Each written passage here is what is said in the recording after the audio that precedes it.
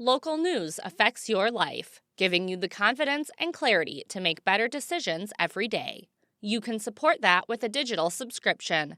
Visit BrainerdDispatch.com/subscribe to take advantage of our introductory offer, just $6 for 6 months.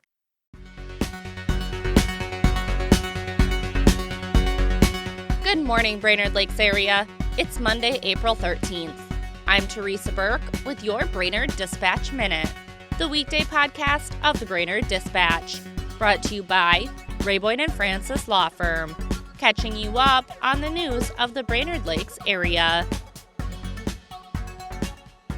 Here are today's top local headlines. But first, let's hear from our sponsor. Remember just two things. Boyne & Francis, good. Insurance companies, bad. Boyne & Francis gets it done. 828-9211. Families, veterans, service members, and other community members joined together last week at the Brainerd Armory to commemorate the 84th anniversary of the fall of Bataan. The event served to remember those from Brainerd who sacrificed so much in their service of the 194th Tank Battalion in Bataan. Reporter Tim Spire has the full story in Saturday's paper and at BrainerdDispatch.com.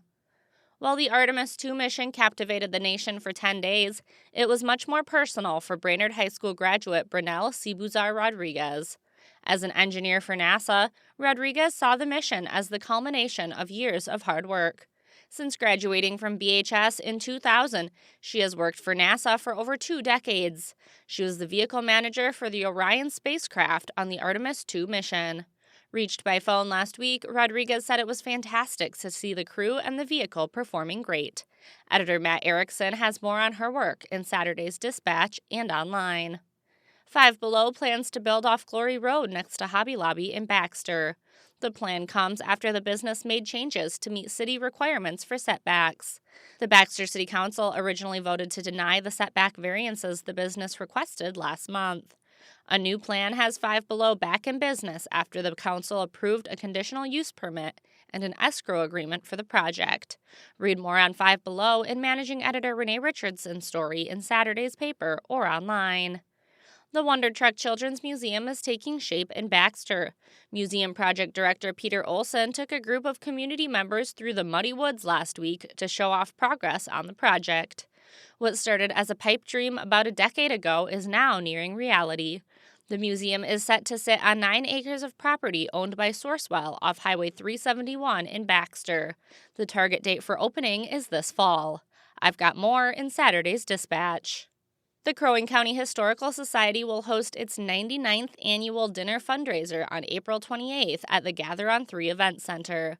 This year's program will feature George Hawley, Emeritus Professor of Anthropology at Minnesota State University Moorhead. He will present new findings from his recent study of the Crow Wing County Historical Society's extensive collection of pre-contact pottery. Most of the Historical Society's pottery collection comes from local man F.T. Gustafson, who is an amateur archaeologist who found pieces in Crow Wing and Cass counties in the 1920s and 30s. Learn more about the collection in Saturday's paper. Cross Lake Mayor Jackson Purfierce took center stage at the annual Conservative Political Action Conference in Grapevine, Texas last month. He shared the local government perspective on fraud and fiscal mismanagement in Minnesota with a national audience. Purfierce said he was surprised by the opportunity but appreciated the chance to share his perspective. Read more about the conference in today's Dispatch e-edition. From former Dispatch publisher Terry McCullough's column, This Was Brainerd, Exploring the Dispatch Archives, here's today's tidbit of local history, brought to you by Mills Automotive Group. 40 years ago today, in 1986, the Dispatch reported that, remember the fun you had last summer dodging bulldozers and barrels along Highway 371 between Nisswa and Brainerd? Well, get ready for the same action to the south. This summer, we'll see resurfacing of Highway 371 between Brainerd and Little Falls. Expect detours. For a daily dose of This Was Brainerd, visit BrainerdDispatch.com or find McCullough's column in the newspaper or e-edition. Now here's today's Lakes area forecast, brought to you by JN Tree Service and Landscaping.